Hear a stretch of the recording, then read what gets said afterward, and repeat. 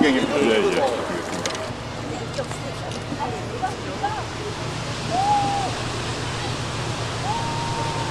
존경하는 국민 여러분, 독도는 우리 땅입니다.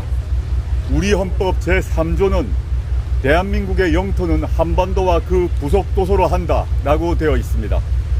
독도는 바로 그 부속도서 중 하나입니다. 역사에도 기록되어 있습니다. 1454년 세종실록 지리지에 등장합니다. 강원도 울진 현조에 울릉도와 우산도가 속해 있다고 되어 있습니다. 팔도 총도는 독도를 그린 가장 오래된 우리 지도입니다. 1531년에 나왔습니다. 프랑스 왕실 지리학자 당빌이 만든 조선왕국 전도라고 있습니다. 1737년에 제작되었습니다. 여기에도 독도가 조선 영토임을 명확하게 표시해 놓았습니다. 그럼에도 일본은 독도가 몹시 탐났나 봅니다. 제국주의 일본이 한반도를 병탄할 때 처음 빼앗은 곳이 독도입니다. 1945년 해방되면서 독도는 대한민국 영토로 수복되었습니다. 그런데 일본은 여전히 독도를 자기 땅이라고 주장합니다. 소위 다케시마가 일본 땅이라는 거짓을 제 나라 학생들에게 버젓이 가르칩니다. 일본은 제국주의 식민지배를 그리워하는 것입니까? 대한민국의 해방을 부인하고 식민지 영토권을 주장하는 것입니까? 일본이 독도 점유권을 주장하는 한 침략과 전쟁, 학살과 수탈, 독립투사 고문과 투옥, 강제의 징용과 위안부 동원, 이러한 일제의 잔혹한 전쟁 범죄가 정당했다고 주장하는 것과 같습니다. 일본에 경고합니다. 이제 그만하고 진심으로 사과하십시오. 존경하는 국민 여러분, 더 기가 막힌 일이 일어나고 있습니다. 바로 윤석열 정부의 행태입니다. 과거 박정희, 이명박, 박근혜 정부도 친일 정권이라는 비판을 받았지만 이 정도로 노골적이진 않았습니다. 굴종도 이런 굴종이 없습니다. 친일 정권을 넘어 종일, 숭일 정권입니다. 윤석열 대통령은 후보 시절 과거사는 과거사대로 우리 후대가 역사를 기억하기 위해 진상을 명확히 해야 한다 라고 말했습니다. 위안부 문제에 대해 꼭 사과를 이끌어내겠다 라고 했습니다. 하지만 당선된 후 돌변했습니다. 윤석열 대통령은 지난 4월 워싱턴 포스트와 인터뷰했습니다. 이렇게 말했습니다. 나는 100년 전에 일어난 일 때문에 뭔가 절대 불가능하다거나 그들이 100년 전 역사 때문에 무릎을 꿇어야 한다는 생각을 받아들일 수 없다. 지금 그대로 윤석열 대통령은 실천하고 있습니다. 2019년 대법원이 일제 강제동원 피해에 대해 일본 기업이 직접 배상하라고 판결했습니다. 한일 정부 간 대립이 격화되었습니다. 당시 일본 정부는 불화수소 등 수출을 금지하고 한국을 화이트리스트에서 제외하면서 한일 경제 전쟁을 도발했습니다. 국내 여론이 갈릴 때 저는 입장을 공개적으로 표명했습니다. 대통령 민정수석 비서관 자리를 그만둘 각오였습니다. 다행히 대법원 판결 수용이 관철되었습니다. 그런데 윤석열 정부 들어 제3자 변제라는 회개한 방식으로 바꿉니다. 잘못은 일본이 했는데 왜 한국 기업이 돈을 모아줍니까? 왜 그럴까요?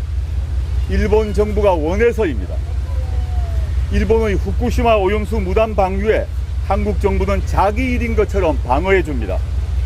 한일 군사정보보호협정, 즉 지소미아 복원, 독립군 홍범도 장군 흉상의 육사 퇴출 시도, 국방부 정신전력교육 교재에 독도를 영토 분쟁 지역으로 설명, 국가안보전략문서에 독도 수호 의지 삭제, 외교부의 해외 공간 표시 지도에 독도 표기, 민방위 교육 영상에서 독도가 일본 영토로 표기된 지도 사용 등 일일이 헤아릴 수 없을 정도입니다. 불과 2년 안에 벌어진 일입니다. 그럴 때 윤석열 대통령은 그 흔하게 한다는 경로 한 번 하지 않았습니다. 100년 만에 일본을 넘어섰다는 자부심은 오간데 없습니다. 치욕스럽습니다. 불과 2년 만에 다시 일본 식민지가 된 것 같습니다. 윤석열 정부의 든든한 지원에 일본 정부는 자신감을 얻었나 봅니다. 선을 넘고 있습니다. 네이버로부터 라인 야후 경영권을 뺏으려 합니다. 일본 기업에 넘기라고 압박합니다. 라인이 어떤 기업입니까? 일본에서 메신저로 1위입니다. 대만과 태국, 인도네시아 등 동남아 시장에서도 국민 메신저가 되었습니다. 그 시장과 기술력, 데이터를 몽땅 빼앗기게 생겼습니다. 그런데도 윤석열 정권은 속수무책입니다. 무능력과 무책임의 극치입니다. 사태를 주도하던 일본 총무성 장관의 외고조부가 이토 히로부미입니다. 조선 침탈의 선봉장이었습니다. 1910년 일이 2024년 또다시 반복되고 있습니다. 안중근 정신을 다시 새기고 대한민국의 국익과 미래를 위해 결연히 맞서야 한다는 생각을 하게 됩니다. 윤석열 정부는 그간 입만 열면 외교를 통해 경제 영토를 확장하겠다고 자화자찬해왔습니다. 라인 사태를 보면 무엇을 확장했다는지 도무지 알 수가 없습니다. 오히려 정보 영토를 빼앗긴 것 아닙니까? 혹시라도 라인 경영권이 일본 기업으로 넘어가게 되면 디지털 갑진 국치로 불릴 것입니다. 네이버가 어떤 결정을 내리든 우리 혁신당은 왜 사태가 이 지경이 되었고 윤석열 정부는 그동안 무엇을 했는지 국정조사를 통해 철저히 규명하겠습니다. 묻고 싶습니다. 윤석열 정부는 그간 일본과 외교에서 무엇을 얻었습니까? 일본 총리와 친구 맺기, 오므라이스 접대 받기가 전부 아닙니까? 국민의 한 사람으로 수치스러워 고개를 들지 못하겠습니다. 역대 최악의 친일 정권, 매국 정부입니다. 윤석열 정권은 취임 선서대로 국가를 보위하고 있습니까? 국익, 국토를 수호할 의지가 있습니까? 아니면 능력이 있습니까? 의지와 능력이 없다면 그만두어야 합니다.